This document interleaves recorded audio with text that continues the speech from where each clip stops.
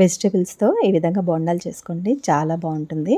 ముందుగా ఒక మిక్సింగ్ బౌల్లోకి సన్నగా పొడవుగా తరిగిన క్యాబేజీ, క్యాప్సికమ్, క్యారెట్, ఉల్లిపాయ, బీట్రూట్ వేసుకోవాలి. సన్నగా తరిగిన కొత్తిమీర కూడా వేసుకోవాలి. ఇందులోనే కొంచెం సన్నగా తరిగిన అల్లం పచ్చిమిర్చి ముక్కలు కూడా వేసుకోవాలి. ఉప్పు, కారం, పసుపు, కొంచెం ధనియాల పొడి వేసుకోవాలి.